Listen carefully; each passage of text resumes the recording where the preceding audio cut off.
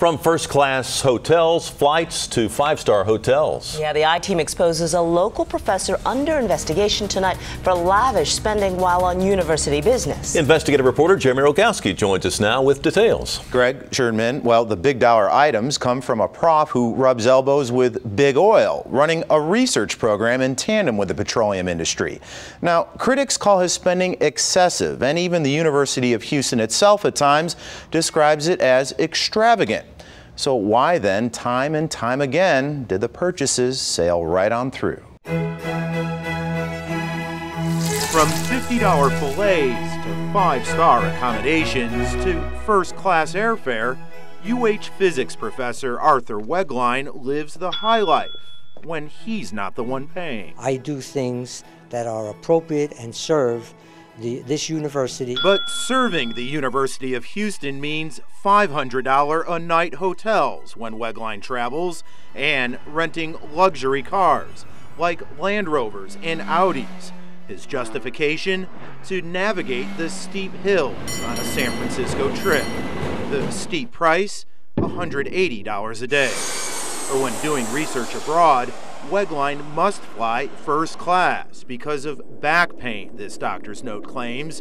The price tag? $5,000 to Calgary, for instance, or $9,000 to Brazil. What that spells is excess, a vision of grandeur. He's Tom Smitty Smith. It's need versus greed. State director of the nonprofit watchdog group Public Citizen. Professor living a rock star life at the expense of the University of Houston and its donors. Check out this expense for the creme de la creme of pens, the Mont Blanc, which Wegline has bought $8,000 worth over the years. He says some were gifts for PhD grads, but others were to do handwritten computations. The answer doesn't come out any different whether you're using a $500 pen or a 29-cent pen from the drugstore. The message being sent here is what? We have spent money lavishly and without control. Wow! And the reaction on campus? We're all struggling to buy books and stuff, and then that's what they're spending university funds on. What was missed out on because of this extravagance? The dumbest thing of all this is the person who's authorizing this. So we went to the university provost. Mont Blanc pens. The Mont Blanc pens, yes. Dr. John Antel. What's going on with the Mont Blanc pens? Actually, that's enough concern for us that there is an ongoing investigation about it. But what about the other expenses? Some, like the $567 San Francisco hotel, even UH itself called extravagant. You have someone red flagging the purchase, but it sails on through. It wouldn't anymore. I'm not living high in the hog. But if you ask Arthur Wegline, it's all perfectly okay. Our funds do not come from tuition. They do not come from federal or state funds. He says they come from the private sector, mostly big oil, which pumps big bucks into UH for a research program Wegline runs. But is the university saying that, oh, this is corporate money, therefore it's okay? No. The provost says UH has new rules, and any money that crosses university books now must be spent under tight new restrictions.